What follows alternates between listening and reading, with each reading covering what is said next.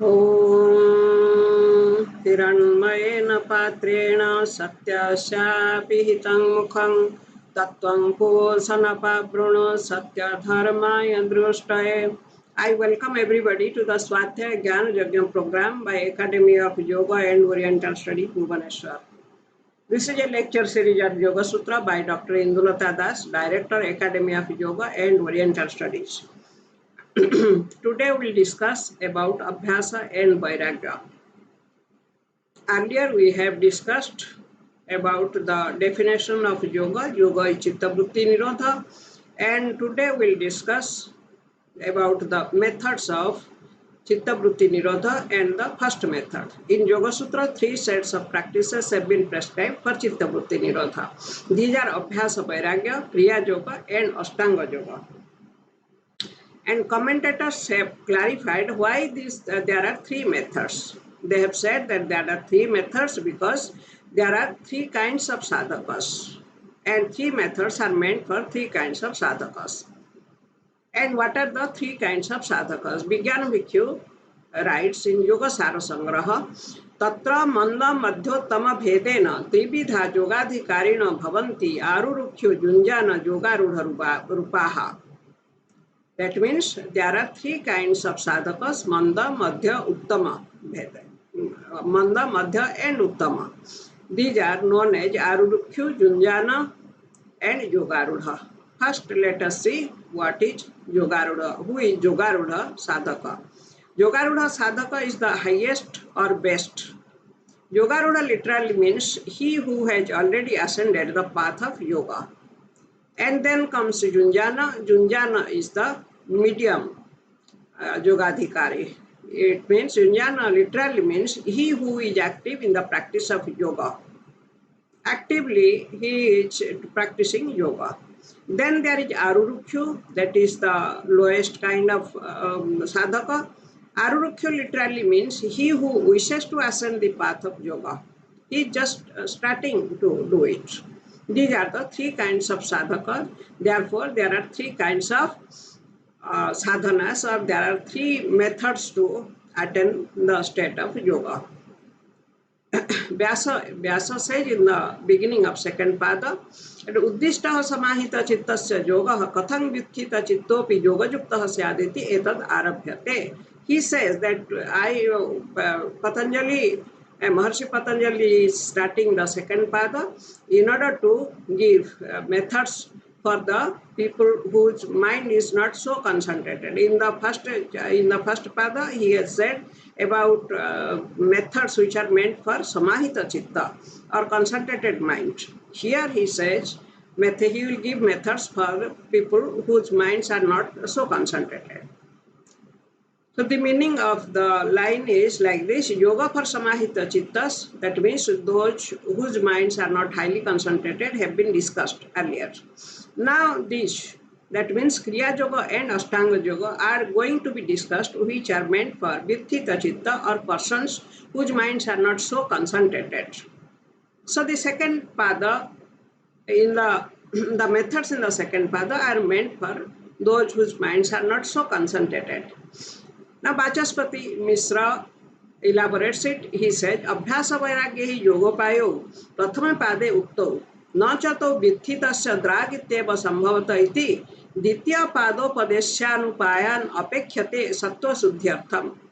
That means in the first pada, Abhyasa and Vairagya have been told as methods for yoga.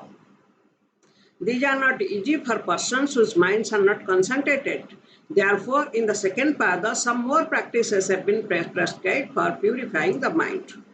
This is said by Vachaspati. This is clarified by Vachaspati Mishra. Now, so according to Vyasa and other commentators, Vyasa has written the Vyasa Bhasya, and all other commentators have followed Vyasa Bhasya of Patanjali. Now, Vyasa and other commentators have they say that there are 3 kinds of methods meant for 3 kinds of sadhakas. They say that Abhyasa and Vairagya are meant for samahita chitta yogis, or yogis whose minds are highly concentrated. The Kriya Yoga and Ashtanga Yoga are meant for Vitthita chitta yogis whose minds are not so concentrated. Now, Abhyasa and Vairagya, let us discuss about Abhyasa and Vairagya in detail. Patanjali says clearly that Abhyasa Vairagya Bhang Tannirodha. That means Abhyasa and Vairagya are the methods for arresting the vrittis of the chitta. As we know, the definition of yoga is chitta vritti nirodha. And what is the method? He directly says that it is Abhyasa and Vairagya. Abhyasa and Vairagya are two aspects of one practice. They are not two separate practices, two aspects of one and the same practice. And therefore, both are unavoidable. Why these two are simultaneously required? It has been clarified by Vyasa. He writes, Chitta nadi nama ubhayato vahini bahati kalyanaya bahati papaya cha. He compares chitta with a river, and he said chitta river flows both the way. It flows for sins, it also flows for welfare. When it flows for sin, it is called Vishasrota. When it flows for welfare, it is called Vivekasrota. Again, Vyasa says, Tatra Vairagyana Vishasrota Khili Kriyate Viveka Darsanabhyasena Vivekasrota Udghatyate iti. That means by Vairagya, Vishasrota is thinned and stopped. By Abhyasa, Vivekasrota is opened. So both are necessary simultaneously. Now we find reflection of Abhyasa and Vairagya in Bhagavad Gita. Arjuna asked Lord Krishna, Chanchalang hi mana Krishna pramathi balava drudhang tasyahang nigrahang manye vayuriva suduskarang. That means, O Lord, the mind is very restless, turbulent, strong and unyielding. I think its control is very difficult. Lord Krishna replies, yes, undoubtedly, mind is very restless and difficult to control, but it can be restrained by Abhyasa and Vairagya. So this is the sloka where Abhyasa and Vairagya both are said to be methods to directly restrain the mind or control the mind. This sloka is a great proof that Yogasutra was written much before Mahabharata. Bhagavad Gita is a part of Mahabharata, and Mahabharata was written much before 500 BC. Therefore, it is proved that Yogasutra was written much before 500 BC. That means maybe 1000 BC or much earlier than that. Because by the time of Mahabharata, Yogasutra was quite popular. It is one of the proofs. Not the only proofs, because there are many other proofs in Mahabharata which shows that Yogasutra was written much before Mahabharata. Now we come to Abhyasa. Let us discuss Abhyasa in detail. What is Abhyasa? Definition of Abhyasa given by Patanjali is like this. Tatra sthito yatro bhyasaha. That means efforts to reach the state of sthiti is Abhyasa. What is sthiti? Sthiti is the state of vrittilessness. Sthiti is a technical word here in yoga. It is used to mean vrittilessness. There is no other meaning of sthiti in this context. Now, description of sthiti and abhyasa. Yogakarika describes sthiti and abhyasa like this. अवृत्ति की स्थिति ही तस्याः स्थान्तावस्था जा चेतसः साधनानाम अनुष्ठानम अभ्यासो वीर्यपूर्वकम. That means sthiti is the state of vrittilessness. It is the calm state of mind. Because vritti means activity of mind, and when it is vrittiless, there is no activity of mind and the mind is calm. So calmness or calm state of mind is vrittilessness. Practicing the measures with vigor to reach the state of vrittilessness is known as Abhyasa, clearly written in Yogakarika. Yogakarika is a book which is written following the Yogasutra and Vyasa Bhasya. How to strengthen Abhyasa? Patanjali gives three methods to strengthen Abhyasa. There are three factors which strengthens Abhyasa. Satu Dirghakala, Nairantarya, Satkara, Sevita, Dridhabhumi. Number one, it should be Dirghakala. Dirghakala means long time practice. It should be practiced for a long time.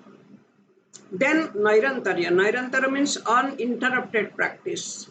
There should not be any interruption in between. Then Satkara Sevita. That means associated. It should be associated with Satkara. That means it should be accomplished with willingness and allied practices. Now let us see the allied practices. Satkara. Satkara means willingness and allied practices. What are the allied practices? Satkara is clarified by Vyasa like this. Satkara tapasa brahmacharyena vidyaya swadhyaya cha sampaditah satkaravan. That means tapas, brahmacharya, vidya and sadha. These are called satkaras. Now what is tapas? Severe painstaking efforts to attain goal is tapa. In Kumara Sambhava we find very good description of tapa. Tapa kiledang tadavapti sadhanam manorathanam agatirna vidyate. That means one can attain any goal by the practice of tapas. There is no goal which cannot be attained by tapas. Then there is a second meaning of tapas also. It means to tolerate pairs of opposites. Dvanda sahanam tapaha. Then there is also another meaning of tapa. Very difficult practices like chandrayana, brata, etc. are also called tapas. Then there is brahmacharya. Brahmacharya is total control over sex organ. Upastasya sanjamaha. In Garuda Purana, very nice definition of brahmacharya is given. It is like this. Kayana manasa vacha sarvavasthasu sarvada sarvatha maituna tyagam brahmacharyam prachakhyate. That means giving up sexual practices in physical, verbal and mental level under every circumstance is brahmacharya. Then the third aspect is vidya, that is proper knowledge. Proper knowledge means not any empirical knowledge but the knowledge of Purusha. This is the fourth aspect of Satkara. Then, this is the third aspect of Satkara. Then there is Shraddha. Shraddha means reverential faith and interest. There is a definition of Shraddha in Viveka Chudamani, nice definition. Shastrasya Guru Vakyasya Satya Buddhyavadharanam Sasraddha Kathita Sadbirjaya Vastu Palabhyate. That means to accept the Shastras and the words of Guru to be true is Shraddha. One attains the truth by Shraddha. So these are the four aspects of Satkara. Yogakarika elaborates it like this. Asevitaha sa Satkaram vidya Shraddhadi Purvakam Abhyaso Drudhabhumisya Dirgha Kalam Nirantaram. That means Abhyasa, when done continuously for a long time with Satkara, like Vidya, Shraddha, etc., it is strengthened. Now, Gita glorifies Abhyasa and it calls Abhyasa Yoga. There is sloka in 8th chapter. Abhyasa Yoga Juktena Chetasa Nanya Gamina Parabang Purushang Divyang Jati Parthan Chintan. That means by the practice of Abhyasa Yoga, with a non-wandering mind, one attains the Supreme Purusha by always meditating on him. So Abhyasa is the method to attain the Supreme state.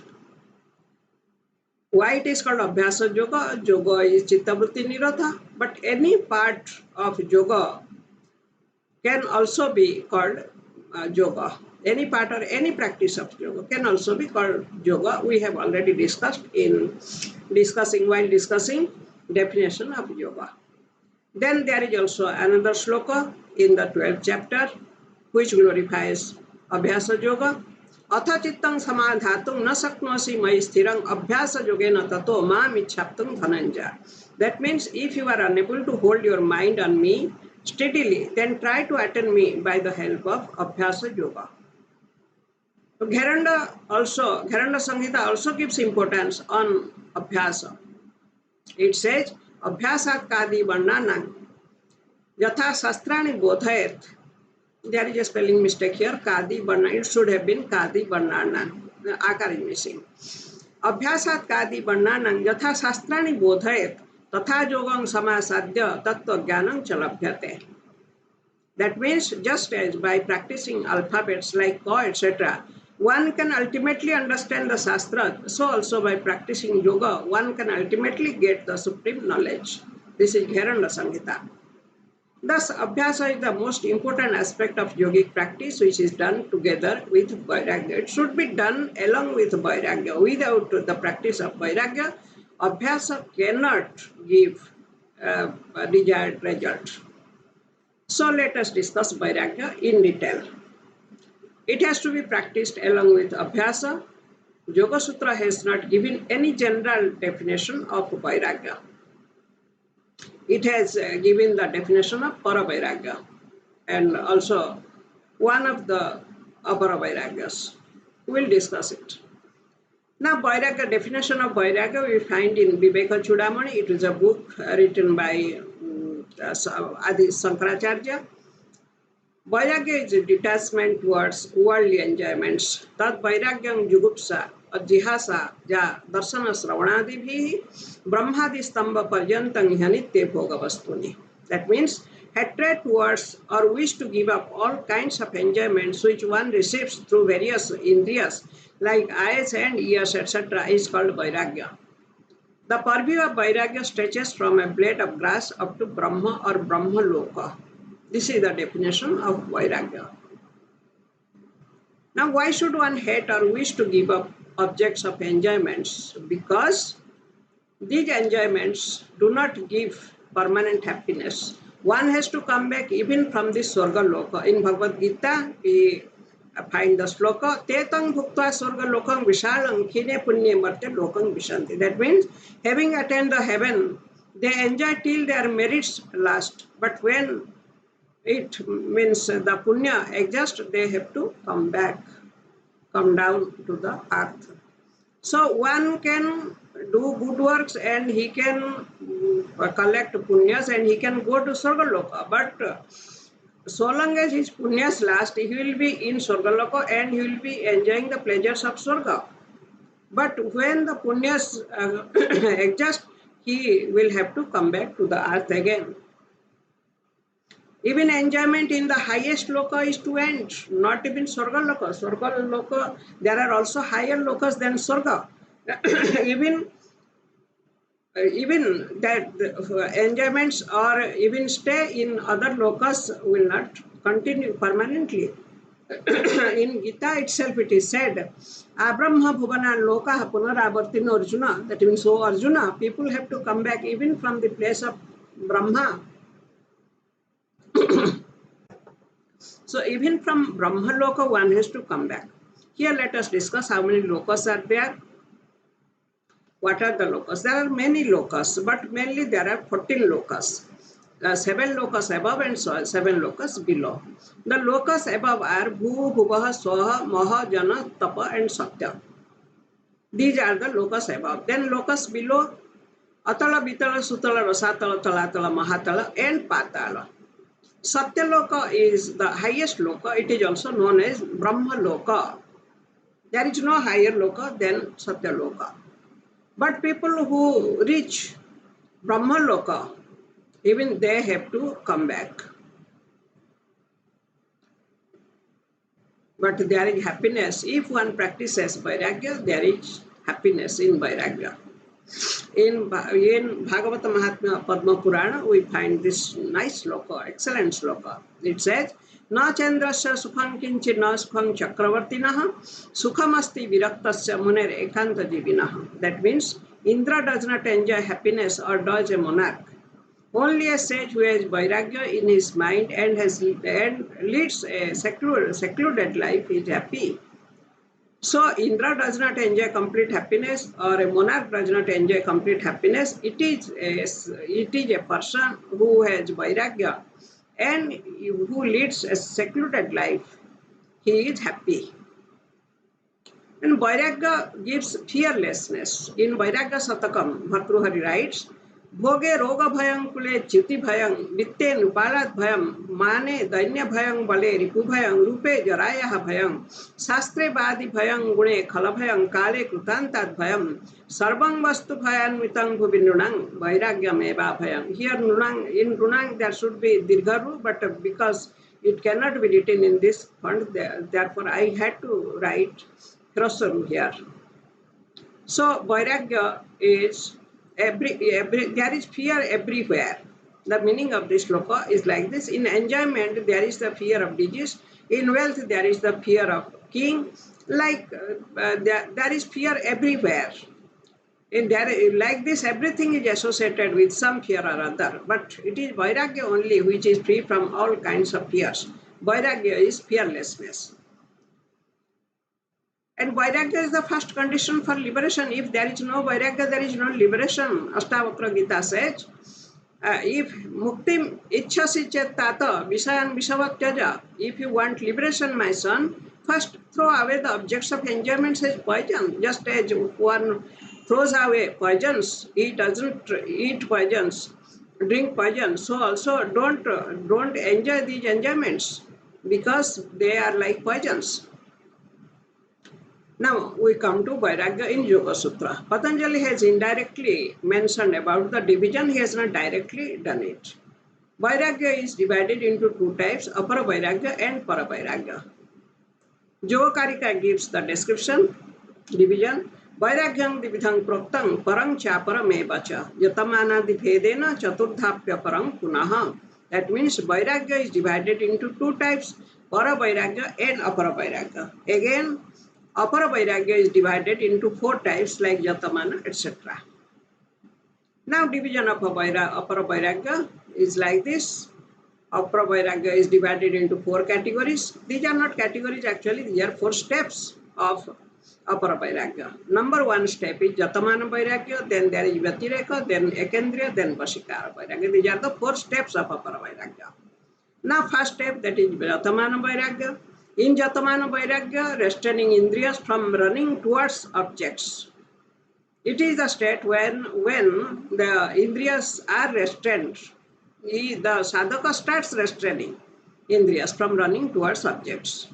Yogakarika describes it nicely. Indriyani praputtani mahabhuvan vishayasviti yatamanah prajatnasat evam artha nivrutta. That means sadhaka's efforts not to let the indriyas run towards the object is Yatamana Vairagya.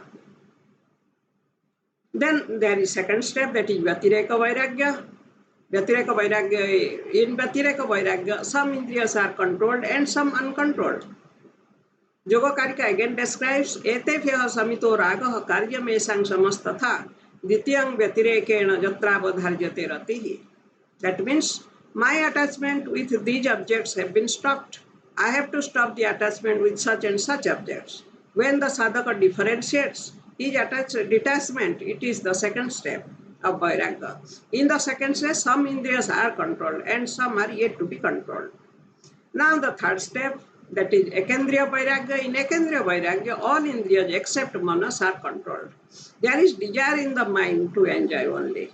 All indriyas are controlled, but there is desire only. Yogakarika describes nicely, Baihendriya pravrutto tu santayang vishayesu hi raga utsukya matrena trutiyang tatra chetasi. That means all indriyas have stopped running towards objects, only desire remains in the mind. It is the third Vairagya. In the third Vairagya, there is desire in the mind only. And there is a very good description of Ekendriya Vairagya in Bhagavad Gita, 2nd chapter. The sloka is like this, Vishaya vinivartante niraharasya dehinaha rasa varjang rasopyasya parang drishtva nivartate. That means the objects of enjoyments retreat from the indriyas if the sadhaka does not allow the indriyas to enjoy. But the desire remains. It is destroyed only when one realizes the Supreme. So this is the description of Ekendriya Vairagya.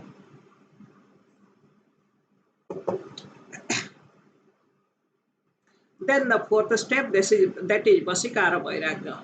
Vasikara Vairagya is the highest step of Apara Vairagya.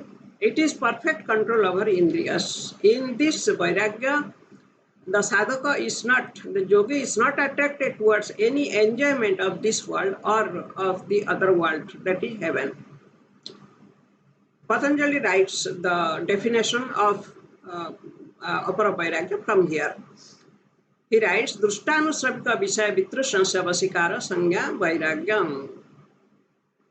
So here, he is not attracted. He has developed a detachment towards every enjoyment of this world and of the other world.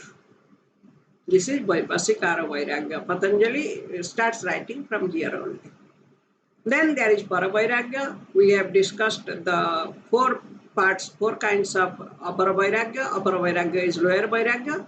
Paravairagya is the highest Vairagya. It is Vairagya from Prakriti.